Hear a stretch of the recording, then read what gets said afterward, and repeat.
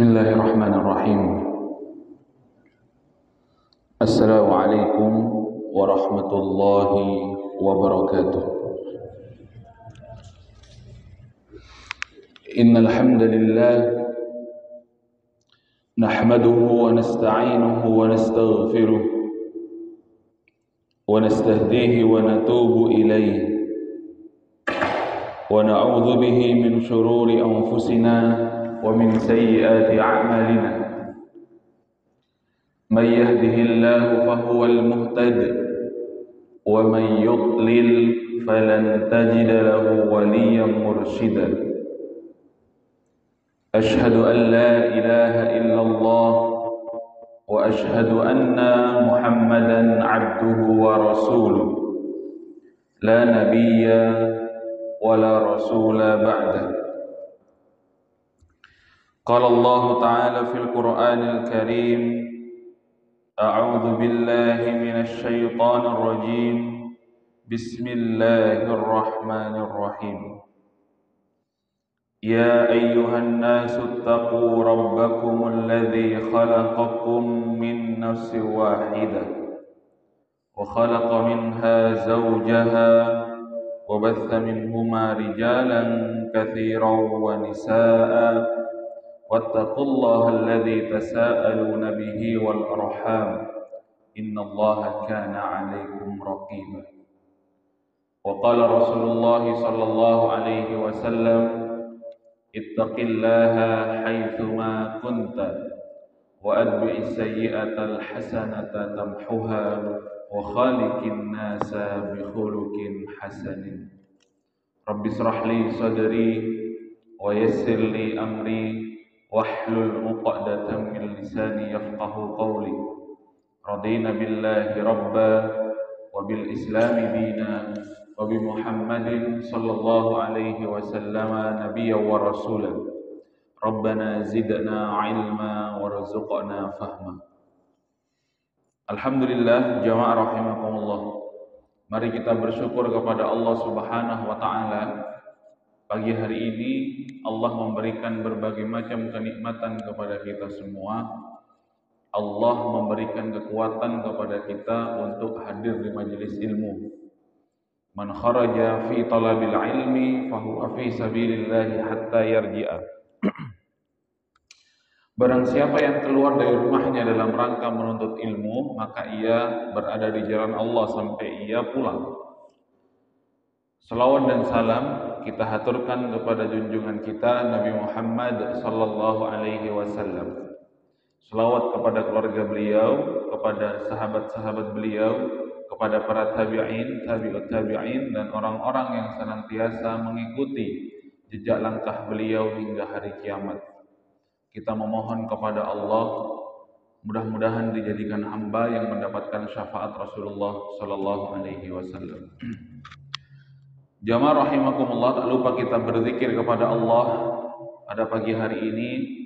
Asbahna ala fitratil Islam wa ala kalimatil ikhlas wa ala dini nabiyyina Muhammadin sallallahu alaihi wasallam wa ala millati abina Ibrahim hanifa wa ma kana minal musyrikin. Allahumma anta rabbana la ilaha illa anta khalaqtana wa nahnu ibaduka ونحن على عهدك ووعدك ما استطعنا نعوذ بك من شر ما صنعنا نبوء لك بنعمتك علينا ونبوء بذنوبنا فاغفر لنا فإنه لا يغفر الذنوب إلا أنت. Jamaah rahimakumullah, mari kita lanjutkan pembacaan kitab Asy-Syama'il Al-Muhammadiyah Imam At-Tirmidzi. Malam pagi hari ini kita sampai di bab yang ke-40. Babun ma jaa fi ibadati Rasulillah sallallahu alaihi wasallam.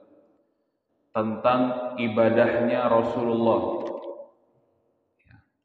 Kemarin sudah kita bacakan hadis nomor 262 pada bab ibadah, kualitas ibadah Rasulullah sallallahu alaihi wasallam. Sahabat Ali bin Abi Thalib menggambarkan kepada kita semua tentang model ibadah seseorang dan kecenderungan seseorang tersebut dalam beribadah kepada Allah, dan juga tingkatan-tingkatan seorang hamba ketika beribadah kepada Allah.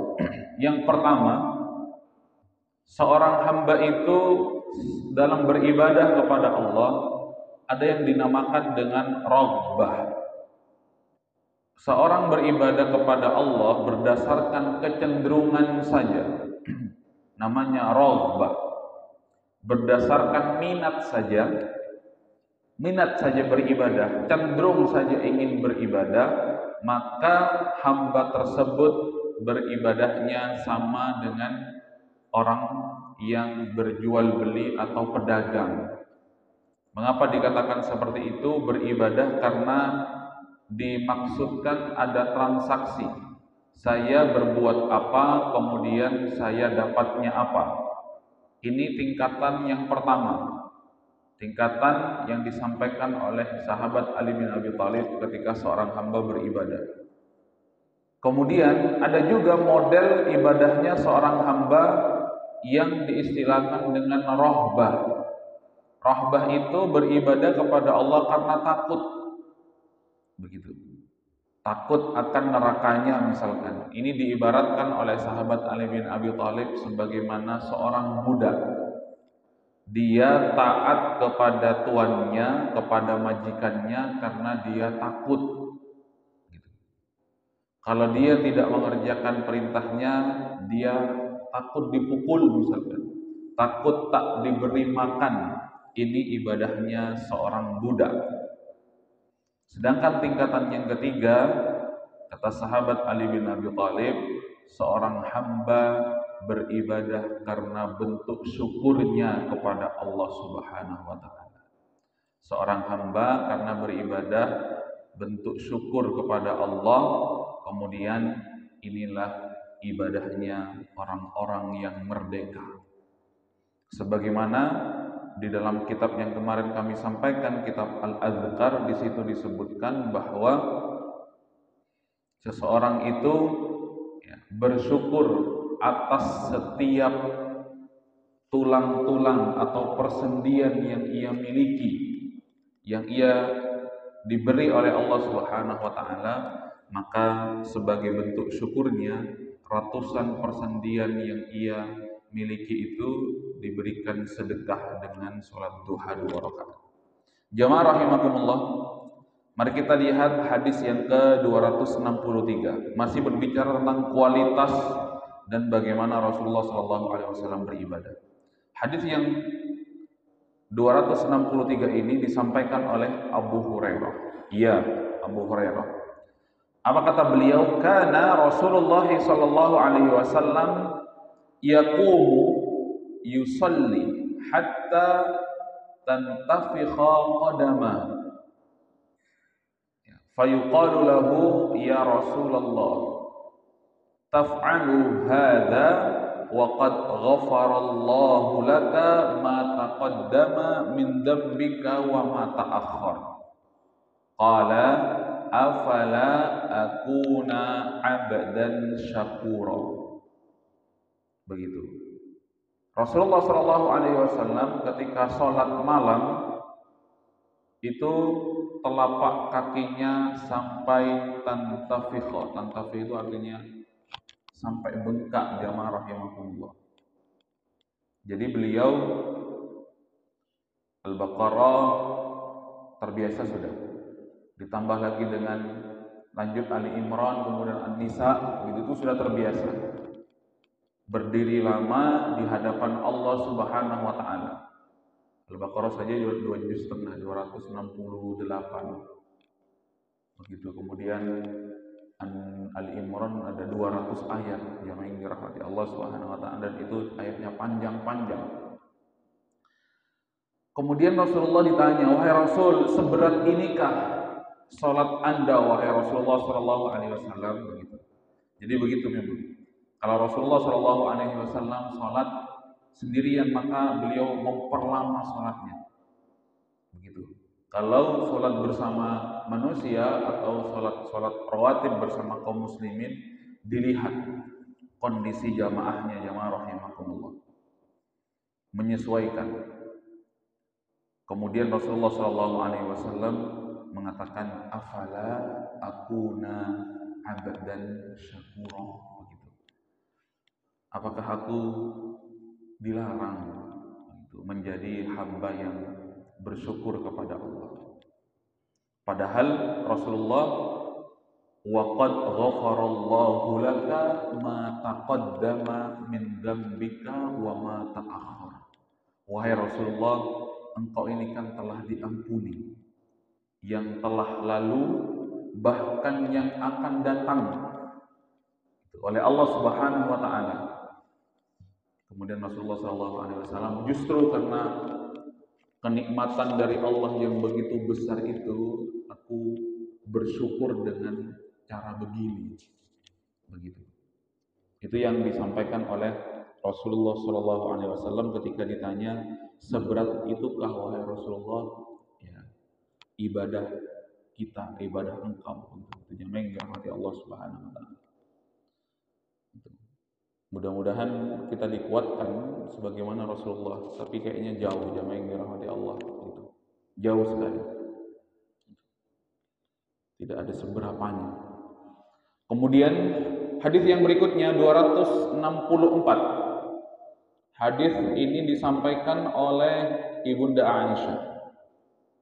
Sa'altu Aisyah, aku mendengar ataupun aku bertanya kepada Ibunda Aisyah. Siapa yang bertanya? Al-Aswad bin Yazid, seorang sahabat bertanya kepada Ibunda Aisyah. An salati Rasulullah sallallahu alaihi wasallam bil lail, tentang bagaimana salat malamnya Rasulullah sallallahu alaihi wasallam.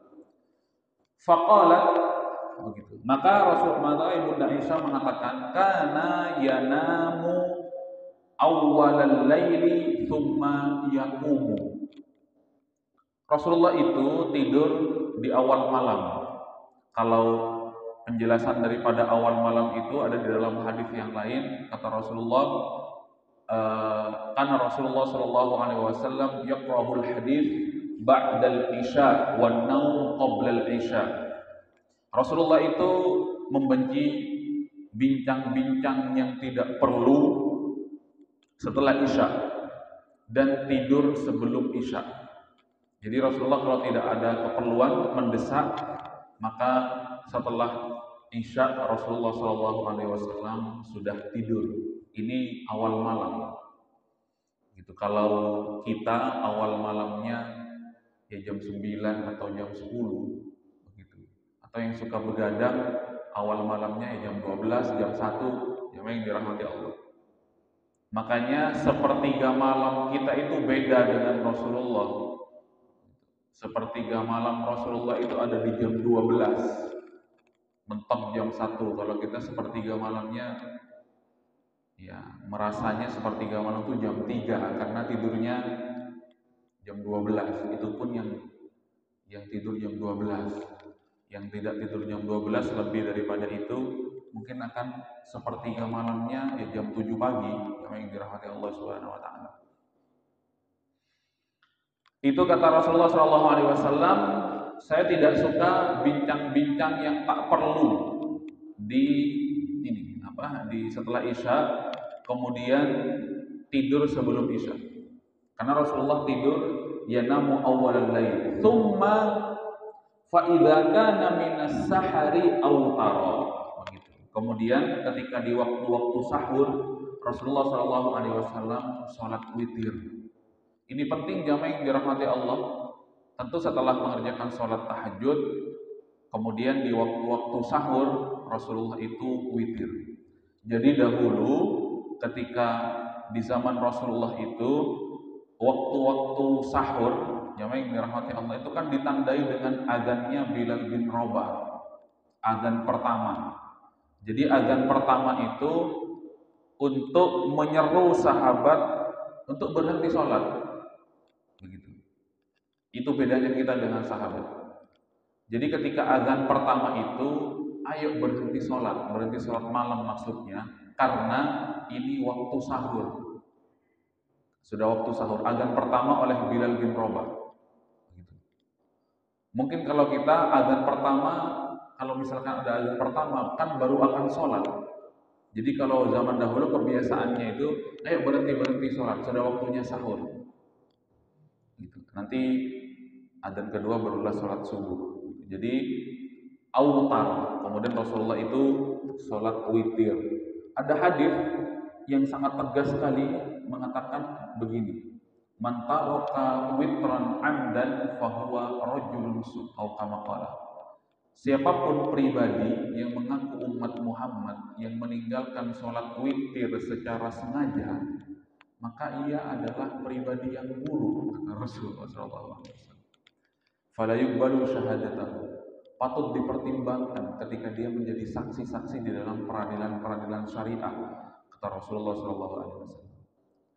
Kemudian jamaah yang dirahmati Allah, ada kebiasaan kecil yang dilakukan oleh Rasulullah setelah sholat witir, thumma ata firasyahu. Disitulah kemudian Rasulullah baru tidur sejenak sambil menunggu sholat subuh, adzan sholat subuh dikumandangkan. Fa idza kana lahu hajah alamma bi ahlihi. Kemudian apabila beliau berkeinginan mendatangi istrinya di waktu itu, maka Rasulullah mendatangi istrinya. Itu jamaah yang dirahmati Allah.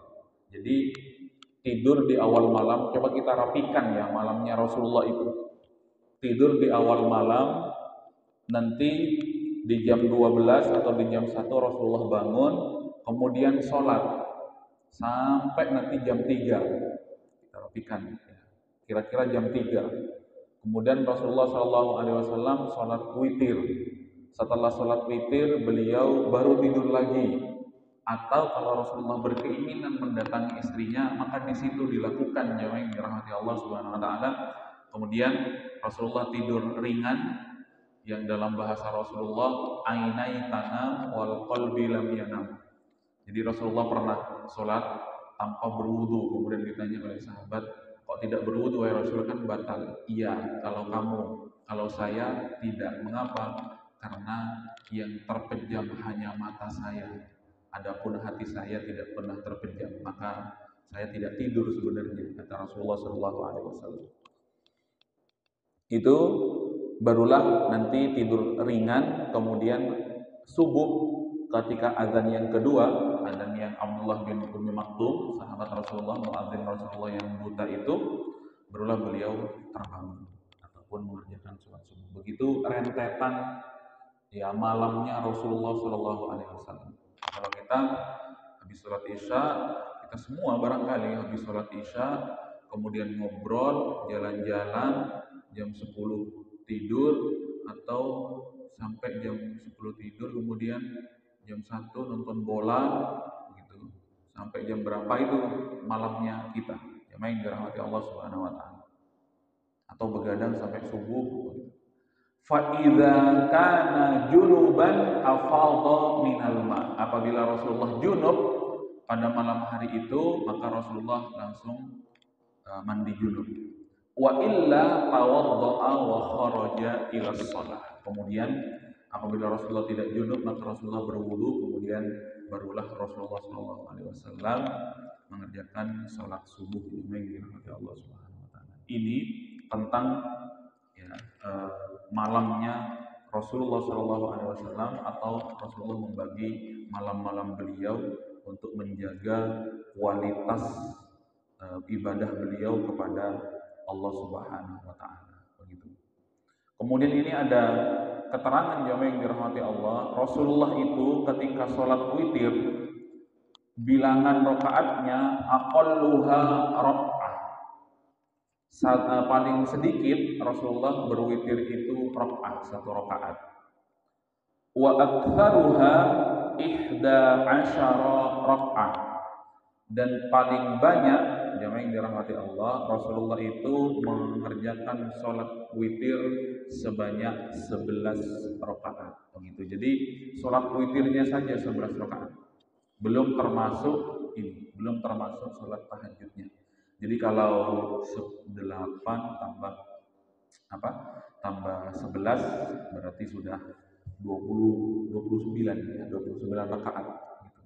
Mungkin bisa nanti diusulkan ke untuk meneladani Rasulullah apalagi ini dekat-dekat dengan bulan Ramadan. Tarawihnya Masjid Nur Muhammad, tarawihnya 8 rakaat, witirnya 11 rakaat. Yang dirahmati Allah Subhanahu wa taala. Gimana kira-kira bisa diusulkan ya? Kan untuk meneladani Rasulullah. Selama ini kan 3 aja kan. Sekarang yang berbeda. Jadi 29 yang dirahmati Allah Subhanahu 29 rakaat gitu. Gimana? Setuju jamaah? Ya. Kalau setuju kita ketok palu ini ya. Kita coba kan biar sama kualitasnya dengan sholatnya Rasulullah SAW. Ini beliau sudah dijamin masuk surga ini. Kita kan belum dijamin masuk surga ini. Gimana kira-kira? Ya, supaya sholatnya itu mantap, ya jam 10 lah baru pulang ke rumah. Allah Subhanahu wa taala. Itu akal lah. 1 rakaat juga boleh. Sesekali juga boleh witirnya ya 1 rakaat sesekali. Begitu. Witir di sholat kita. Gak usah melulu 3 rakaat. Nanti dikiranya 3 rakaat itu wajib yang dirahmati Allah Subhanahu wa taala. Boleh 1 rakaat begitu. Boleh 5, kan paling banyak kata beliau, paling banyak 11. Meskipun di dalam hadis yang lain kalau tidak salah saya pernah membaca paling banyak 13 begitu jamaah yang dirahmati Allah. Itu jamaah yang dirahmati Allah Subhanahu wa taala, salatnya Rasulullah sallallahu alaihi wasallam yang mudah-mudahan yang paling tidak kalau tidak bisa meniru semuanya ya paling tidak meniru seperempatnya syukur-syukur jamaah yang dirahmati Allah. Karena memang kualitas beliau tidak akan tertandingi. Jamaah yang dirahmati Allah, sebagai penutup ternyata ini juga ada keterangan sholatul laili sabatul lil mu'min wa nurun fil wajhi. Ternyata sholat malam itu adalah untuk menjadikan seorang muslim itu kuat, karakternya kuat. Kemudian sholat lain itu menjadikan seorang muslim itu memiliki sifat kesatria, tidak pengecut ternyata. Jamaah yang dirahmati Allah. Tidak pengecut. Jadi kalau ada seorang pengecut begitu, maka kalau ada musuh kemudian dia lari di medan perang, bisa jadi dia ya malas sholat malam begitu. Kemudian wa nurun fil wajhi, lantas juga sholat malam itu menjadikan cahaya di wajah kita. Jemaah yang dirahmati Allah, mudah-mudahan bermanfaat. Ya subhanaka Allahumma bihamdika asyhadu an la ilaha illa anta astaghfiruka wa atubu ilaik. Kita teruskan di pertemuan yang akan datang, masih banyak hadis-hadis tentang Rasulullah SAW dalam menjalani kualitas ibadah beliau. Assalamualaikum warahmatullahi wabarakatuh.